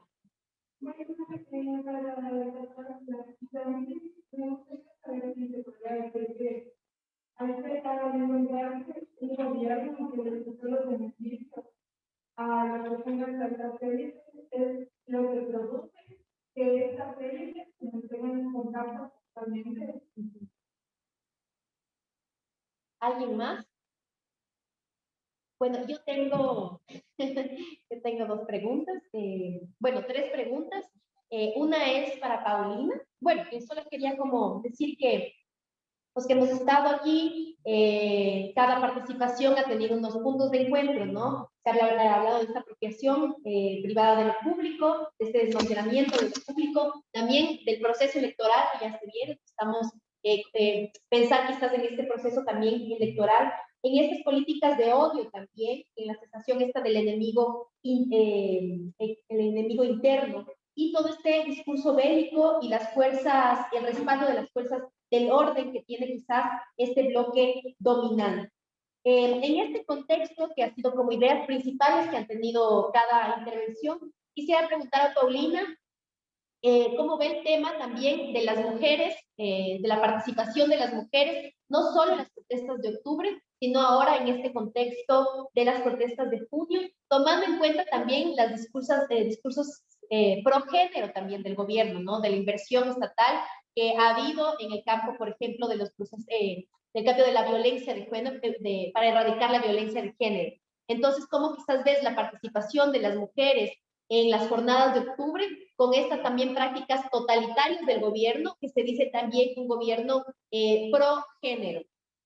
Para Franklin, quería preguntarte justamente lo que mencionaba René y también lo que mencionaba la compañera, ¿cómo se puede entender en esta compactación que tú hablas de las élites, las fisuras que también hay dentro de las élites, ¿no? Estas fisuras, ¿cómo se podría entender? ¿En qué casos podríamos ver quizás lo que hablaba también René, y le extiendo la pregunta a René, de estas figuras, de estas fisuras o estos conflictos que puede también tener esta compactación de las élites?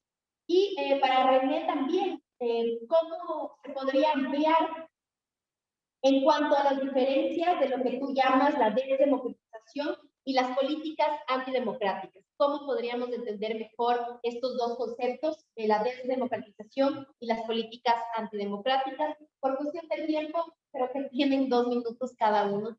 Lo siento. 3 ya. Ok, muchas gracias por la pregunta. Está bien. Voy, ¿no? ¿Sí? Ok, muchas gracias por la pregunta. Creo que hemos estado nosotras desde el movimiento feminista, desde el movimiento de mujeres en el Ecuador, expectantes en este proceso de movilización popular, mirando de qué manera también nosotras, además de estar siempre como en las primeras filas de la movilización, de qué manera también simbólicamente tenemos el derecho a la palabra y tenemos también la posibilidad de estar en la disputa de sentidos en las negociaciones. Hemos visto que nosotras, digo nosotras porque soy parte del movimiento feminista del Ecuador, hemos estado sosteniendo la movilización, no solamente en los territorios, pero fundamentalmente cuando se trataba de asegurar todo el tema logístico y de asegurar condiciones para la supervivencia de la movilización de los compañeros y compañeras que se movilizaban. Y hablo no solamente, digamos, como una espectadora, sino ahí como dentro, digamos, de lo que pasaba en los centros también, como el centro de La Gasca, donde estuvimos todos los compañeros y compañeras movilizadas desde Imbabura.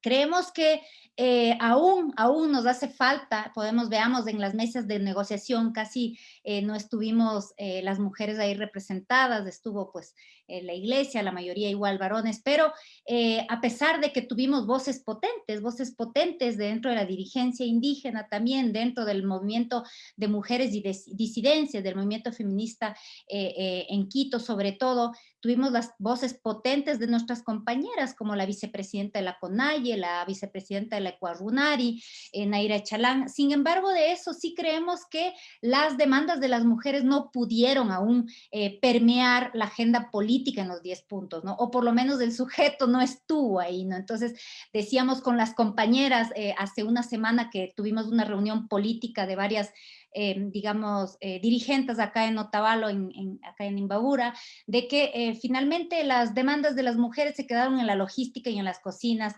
de los espacios donde estuvimos sosteniendo el paro, ¿no? Entonces creo que todavía hay una gran discusión ahí, una discusión pendiente dentro del movimiento indígena, dentro de las dirigencias indígenas, pero sin duda alguna dentro del poder. conecto con lo otro, cuando decimos que este gobierno se muestra progénero. No, este gobierno, cuando estamos hablando de cómo el neoliberalismo, el regreso del neoliberalismo se ensaña y es violento, es totalitario, no estamos hablando solamente a nivel de ideas abstractas, estamos hablando de cómo esto finalmente se encarna en la vida de las mujeres y cómo esto tiene una repercusión en la precarización absoluta de las condiciones de vida de las familias y donde las mujeres tenemos un rol fundamental. Un rol tanto dentro de lo cotidiano, de asegurar la subsistencia, es decir, de cómo nos vemos confrontadas cuando no podemos ir a un centro de salud, no tenemos para, digamos, para poder tener por lo menos métodos anticonceptivos, cuando no podemos llevar al guagua al centro de salud público porque no hay absolutamente nada, de cómo nosotras las mujeres estamos cada día más arrojadas de los espacios formales de lo laboral. Todo eso es del neoliberalismo y eso tiene una repercusión específica en las mujeres en el Ecuador y sobre todo las mujeres de los sectores populares y de las mujeres racializadas. Entonces, toda esta cara violenta, esta cara del totalitarismo que se quiere democrática, en realidad tiene un ensañamiento y una repercusión en la vida de las mujeres y creo de manera particular, quiero decirlo aquí con muchísimo énfasis. Entonces, también a nivel de estas digamos, ausencias del Estado, ¿no? También se da en todo lo que son los derechos. Nosotras mismos, digamos, las mujeres que estamos en la apuesta también de lo organizativo, de lo militante, pero también disputando los espacios políticos de representación electoral, vemos como la ausencia total y el debilitamiento total del Estado hace que cada vez nosotras tengamos una institucionalidad que no tutela nuestros derechos, ¿no? Y eso lo digo yo a nombre de cientos de concejalas, de cientos de mujeres que disputamos en lo local. Cada vez más vemos que conseguir el tutelaje de nuestros derechos, conseguir justicia es cada vez más un espejismo que se retrasa, ¿no? Si bien sabemos que el sistema de justicia en el Ecuador nos debe, pero a pesar de eso, este debilitamiento y este resquebrajamiento de la institucionalidad pública tiene una repercusión especial en lo que son los derechos políticos de las mujeres.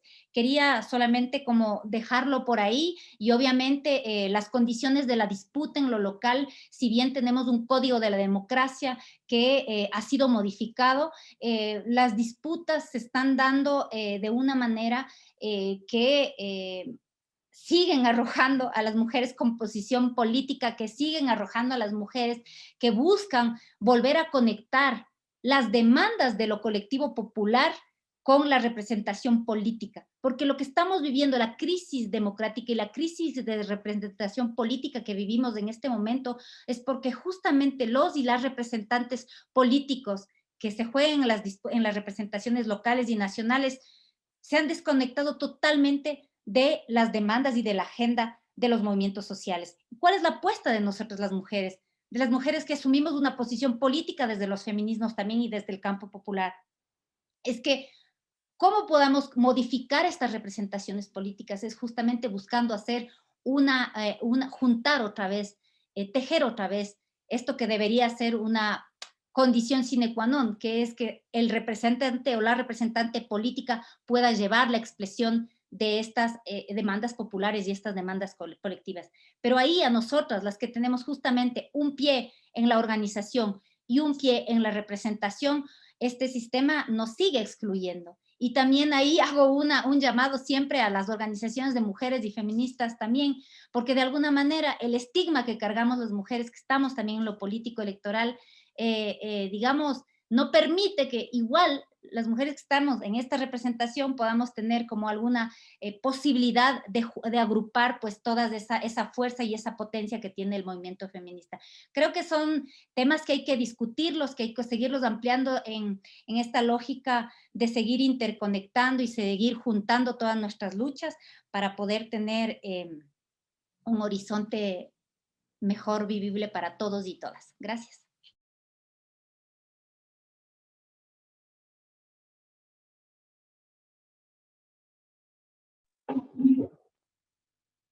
Muchas gracias, Paulina. Creo que Luchito tuvo que retirarse, está por ahí todavía. Sí, bueno, estoy aquí, tengo que no sé retirar. si quieras terminar con algo antes de retirarte, tengas algunos... Solo un par de cositas, ¿no? Ajá, ¿podrías hablar tú ahora? Bueno, perfecto, perfecto. Lo mío será muy cortito, ¿no? O sea, solo mencionar que, claro, el esfuerzo que se tiene que ir viendo es que afortunadamente todos los regímenes totalitarios no fueron sostenibles, ¿no? Por la diversidad de resistencias, por la incapacidad y porque evidentemente regímenes autoritarios en extremo no pueden perdurar, ¿no? Lo que sí debemos tener muy en cuenta en nuestro país es que el ejemplo más grave de totalitarismo está representando la posible uribización de la política nacional. Y eso no es cualquier cosa. Eso no es cualquier cosa. O sea, ahí estamos en un bloque complejo y que tenemos que tener muy atento porque los nexos que hay con la economía narco-paramilitar han reforzado ese ejercicio, ¿no?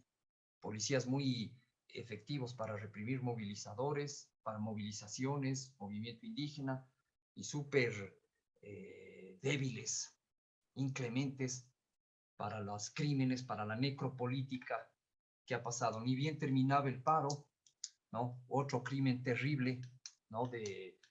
A población carcelaria en Santo Domingo, ¿no? Entonces sí, son campos de concentración necropolítica. Entonces miren que eso no es una cuestión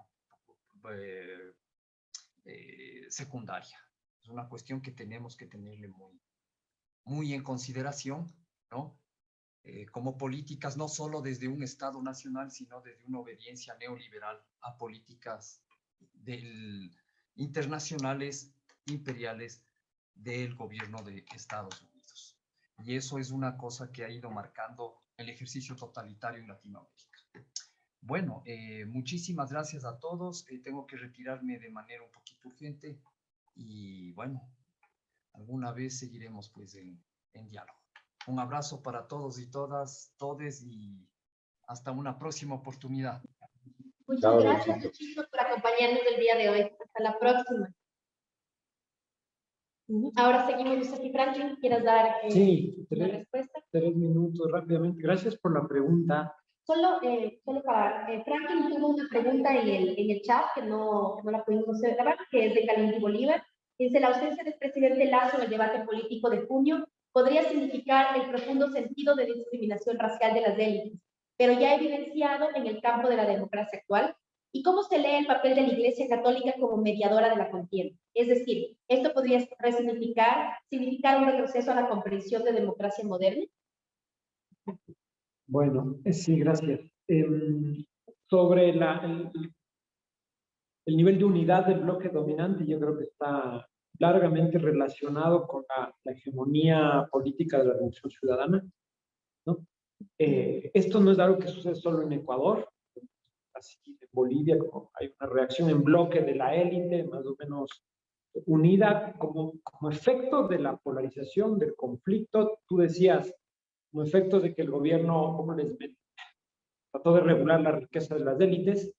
Sí, claramente, pero ya añadiría algo más, que es este concepto que se está usando ahora con fuerza, que es la idea del antipopulismo, ¿no? El bloque dominante es antipopulista en el sentido de que no quiere que el pueblo entre a la política, que no quiere que el pueblo se incorpore a la política, las masas, los sectores plebeyos, los cholos, los indígenas, las mujeres. Entonces, un movimiento que quiere desincorporar a los de abajo del juego político. Esto es transversal en la historia de América Latina. Y esto lo vemos aquí. Entonces, para ellos, la experiencia de la Revolución Ciudadana fue una experiencia espantosa porque les enajenó del poder. Acumularon mucha plata. Entonces, no es solo un problema de que les tocaron sus impuestos, porque ganaron mucha plata, pero perdieron el control pleno del poder por una chusma que ellos rechazan, por imaginarios raciales, clasistas, ¿no? Lo de las váyanse indígenas de acá. No quieren la expresión autónoma del pueblo, ni en las calles ni en las instituciones. Eso les vuelve, entonces tienen un pánico a que Correa, a que ISA se vuelva Correa, a que ISA y Correa se unan. Esto es su pesadilla máxima. Difícilmente va a suceder. Entonces hay una cosa que no solo tiene que ver con el modelo de acumulación, con la riqueza, sino con la política. El pánico que tienen al sujeto popular autónomo, ¿no? Por eso dicen indios manipulados, Correa les maneja, porque no quieren que ese sujeto sea autónomo, no quieren que se presente con autonomía, que tenga voz propia. Y ahí, ¿no? Entonces va por ahí una parte de la respuesta. Después, hacia lo otro, yo creo que la élite están compactas. Siempre va a haber uno que dice, sí, Nebot está peleando con Lasso y Fidel Egas, me parece. Sí, hay sus diferencias, ¿no? Pero en este momento y tanto en octubre como ahora hemos visto que a pesar de esas diferencias hay una idea precisamente por este temor a lo popular, a la fuerza plebeya autónoma, que ellos tienen plena conciencia, la conciencia de clase, de que su unidad, al margen de diferencias que pueden ser tramitadas en sus cenas, en sus fiestas privadas, la unidad del bloque político-militar, del bloque dominante contrainsurgente, diría yo, no puede estar puesta a prueba cuando los de abajo se rebelen. Ya, después sí, entonces Nebot le insulta a Lasso, pone su candidatura en Guayaquil, vamos. Pero eso son diferencias en el juego político, diferencias en el trámite electoral. No que hay una percepción de que solo en su articulación pueden derrotar a un adversario poderoso como son los sectores populares, movilizados, ¿no? En esta capacidad de expresión autónoma que se está reconstruyendo. Yo creo que la ausencia de Lasso para la política Lindi en junio, o sea, uno puede leerlo de dos modos. Yo creo que me da vueltas en la cabeza, pero uno puede decir, por un lado, es expresión de un gobierno débil, es expresión de un gobierno, un presidente que no tiene voz, que no cree en su voz, que no quiere ser identificado por ISA, por él no. Entonces se huye, se esconde porque no dio la cara en el juicio de Pandora Papers. Siempre que ha habido problemas, el tipo se esconde. Es una cosa entre seguridad, debilidad de un gobierno refugiado, de un gobierno que tiene el respaldo de 2 de cada 10 de cualquier, según es de encuesta. Es una interpretación, entonces también y la otra interpretación, que es un poco la que sugiere la pregunta, es, no es porque esté débil, sino al contrario, es porque el bloque dominante es tan fuerte, tan poderoso, que se da el lujo de no estar ahí y manda a sus mayordomos, que además desprecia, porque él no se va a igualar con los indígenas, con el movimiento, y quizás las dos cuestiones no son contradictorias, son las dos cosas a la vez. Un gobierno débil, un presidente que no quiere exponerse, pero que al mismo tiempo, como tiene un sentido del privilegio, de la diferencia racial y de clase, no se va a sentar ahí, porque no necesita, porque su bloque de poder le resuelve esa cosa. Entonces, de rigor no es contradictorio. Esas son las dos lecturas, si uno lo piensa bien. Lo que sube incluso el porcentaje de popularidad hoy. Sí, yo creo que tiene que ver, sí, con el miedo. O sea, las clases, ellas vieron que hay un adversario muy fuerte y se unifican en torno al líder que es el presidente. Por ahí, lo de la iglesia tiene que ver con un problema de confianza institucional. No me da tiempo de meterme en eso. Solo voy a decir una cosa respecto a la intervención del René y de Luis, qué pena que se fue. Yo diría que, así voy a ser provocativo y rápido por el tiempo, pero yo haría muchos reparos en usar la noción de totalitarismo así. O sea, todo, desdemocratización de acuerdo, autoritarismo de acuerdo, fascistización que viene de arriba y de abajo, de acuerdo, totalitarismo. O sea, si lo manejamos en la lógica del totalitarismo de mercado, que ya habló en Boaventura de Sousa hace 20 años, el AMER, una lógica que se meten los individuos en el marco de unas fuerzas de poder anónimas, ¿no? El mercado neoliberal es anónimo, no necesita un centro de poder como el totalitarismo del siglo XX de Ana Hannes. No es del partido y tal, es otra cosa. O sea, no es del vigilar y castigar de Foucault, sino es del poder disciplinario y biopolítico, de la tarjeta, el celular, el algoritmo. Y ahí a mí me cuesta, porque además, René, sociológicamente esto puede decir, sí, pero la sociedad está pensando en clave solo de mercado, de utilidad y tal. Y yo no sé eso. A mí me cuesta pensar sociológicamente en países como el Ecuador y en América Latina que la lógica del mercado sea tan avasallante. Porque te voy a decir algo solo para provocar. Ni siquiera estas élites que dominan de modo tan compacto el país en este momento piensan en esa lógica de mercado. Son élites rentistas que están ahí para arrancarle pedazos de favor al Estado y ni siquiera tienen un proyecto modernizante de acumulación en esa lógica de capital. Que ahí buena parte de las tesis de la izquierda que criticaban la Revolución Ciudadana diciendo es una modernización del capital. Yo no sé si nuestras élites se modernizaron, Quizás Correa sí quería, pero lo que estamos viendo ahora es una lógica hacendataria, rentista, de la banca que sube los intereses así porque tiene el poder. ¿Cuán competitivo es eso? ¿Qué lógica de mercado hay realmente ahí? Algo habrá, pero yo no. Sí, a mí, además, viendo la dinámica de la resistencia, del conflicto, del movimiento indígena, de la lucha, o sea, a mí me parece que la idea de totalitarismo hay que tomarlo con muchas más pinzas, y estando de acuerdo con ustedes en algo que yo no lo mencioné, pero que hay que enfatizar con toda claridad, y con esto cierro, que esto que dices muy bien, tú lo planteas muy bien, ¿no? ¿Cómo se retroalimenta en la lógica del gobierno autoritario con las prácticas sociales? Y ahora lo que en ese nivel hay algo que es clave, que hay unas prácticas sociales fascistoides o fascistas que nunca habían tenido una expresión tan nítida como en estos años, ¿no? Y concretamente como en el paro de junio, las shiris, los policías festejando con la gente justo el día que habían matado a un estudiante de Bellasa, ¿no? Con un discurso, pero eso es fascismo, no eso es fascismo, es política del odio, exterminio. Ahí lo del totalitarismo a mí me queda, bueno, me lo voy a pensar más, pero te lo suelto ahí y ahí seguimos discutiendo. Gracias por la idea y por la discusión, ¿no? Gracias a usted. Gracias a ti, Franco. René, te escuchamos. Sí, brevemente, a ver, se plantea esta distinción entre desdemocratización y políticas antidemocráticas, ¿no es cierto? Y ahí, a ver, entre las varias cosas que hay que decir, digamos, evitar repetir algunas cuestiones, digamos, que resultan ya a estas alturas un poco obvias, sin embargo, introducir ahí esta idea de por qué, digamos, más que totalitarismo, una democracia en el momento neoliberal actual, ¿sí? Incluso con las distintas geometrías variables que adopta el mercado o las lógicas, llamemos de competitivas del mercado, que igual están siendo devastadas, ¿no? Es decir, hablamos de un neoliberalismo particular, singular, digamos, y en ese contexto es que, digamos, quiero soltar más que una hipótesis finamente elaborada, una conjetura que decía, a lo mejor puede sugerir una agenda investigativa, una agenda de trabajo, ¿no? Y que es que justamente en ese contexto de desdemocratización y un ejercicio gubernativo antidemocrático, con toda la carga, digamos, de hechos y de procesos que eso comporta, si ustedes quieren, plantéense ahí la figura de primera ola neoliberal y segunda ola neoliberal, ¿no? Es decir, segunda ola radicalizada, militarizada, en fin, ¿no es cierto?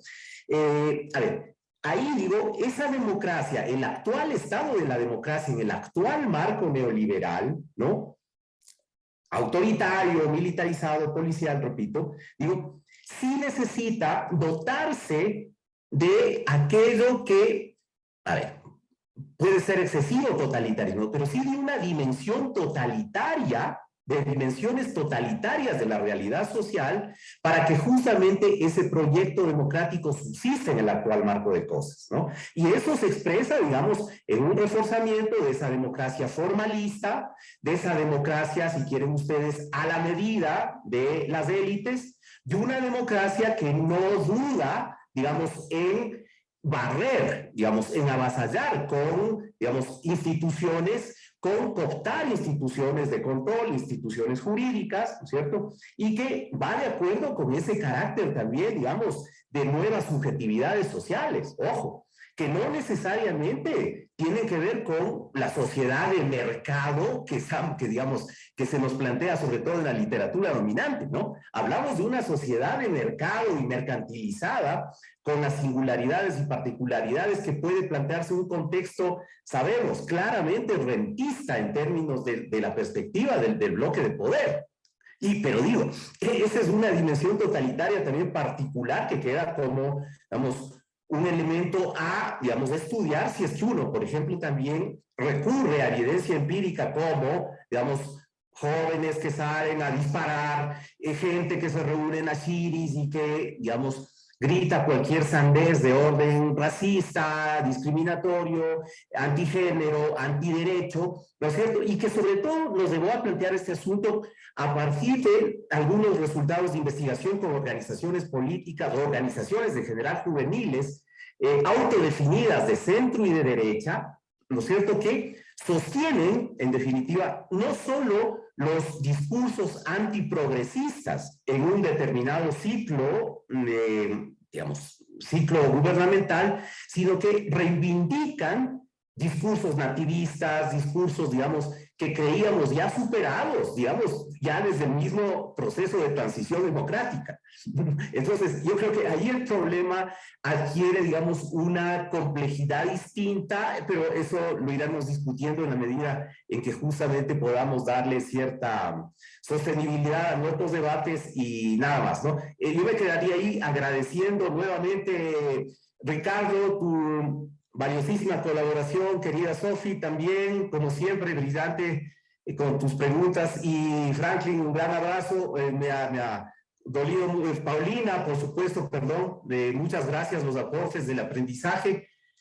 Me ha dolido mucho no estar presencialmente, pero bueno, el virus está en su apogeo y bueno, ahora me ha tocado estar acá desde casa. Un abrazo grande a todos, a la universidad por este primer panel de este ciclo que esperamos convoque a más colegas, a más gente, a más auditorio, para poder justamente escucharnos y poder debatir.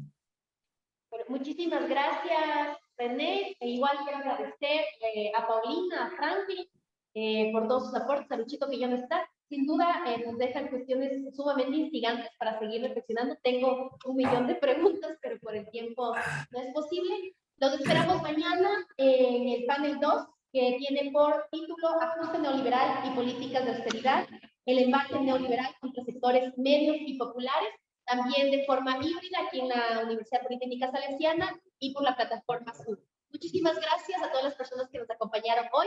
Muchas gracias, Paulina, que tenerte, René, Ricardo, gracias.